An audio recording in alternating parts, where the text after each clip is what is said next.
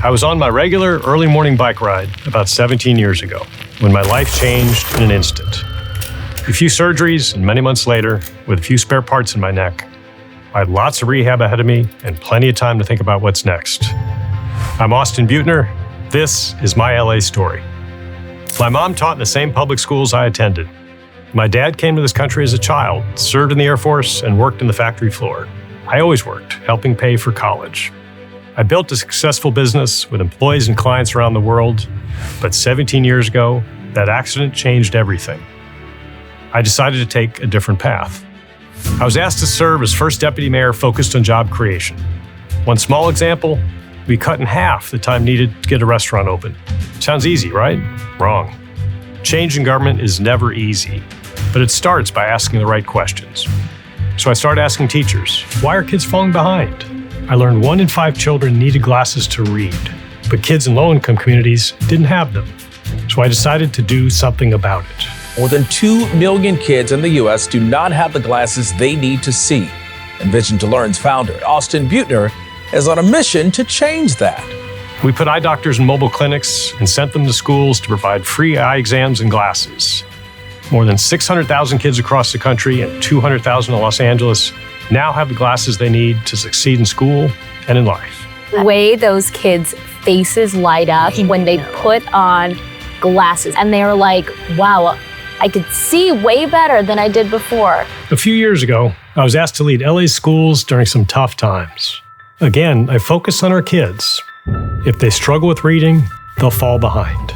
So we started a program called Primary Promise, putting a reading specialist in school classrooms alongside teachers. And students made big gains in reading and math. But 9-year-old Gray's mother says her son's future is brighter thanks to Primary Promise. When COVID hit, we made sure every student had a computer and internet access to stay connected and continue learning. And when the economy closed down, we provided 140 million free meals to help kids and their families make it through. LAUSD Superintendent Austin Buettner gave a thumbs up as crews loaded up huge pallets of food headed for communities in need. Teachers, parents, and kids all rose to the challenge. LA's middle school students had the biggest gains in reading of any large school district in the country.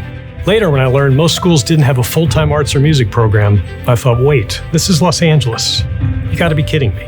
No one had a fix for that. So I wrote Proposition 28, built a coalition to put arts and music back in our schools without raising taxes on anyone. Former LAUSD Superintendent Austin Buettner authored the proposition. I think it'll be about $1 billion a year. It's the largest investment in arts and music in our nation's history. I mean, this man is absolutely amazing. Yeah. After 17 years in public life, I've learned how to get things done and just how special Los Angeles is. My wife and I raised our 4 children here, our creative, vibrant, diverse city that's sadly under attack. I'll never accept the Trump administration's assault on our values and our neighbors. Targeting people solely based on the color of their skin is unacceptable and un-American. I'll counter these injustices and work to keep every person safe and build a better Los Angeles. Which brings me to the race for mayor. LA's adrift. It seems every day our city is becoming more expensive, less safe, and a more difficult place to live. The city spent billions to solve problems that have just become bigger problems. Homelessness, the cost of housing, the loss of jobs and opportunity. We'll fight for what we need in Washington, but we need to solve our own problems. Fire hydrants that don't work are a metaphor for the failure of leadership in City Hall. I voted for Karen Bass last time. We had hopes, but now even she admits we need a citywide turnaround. I agree, Los Angeles needs change. This isn't an ordinary time, and I'm not an ordinary candidate. But we've solved tough problems before. Together, we can get Los Angeles back on track.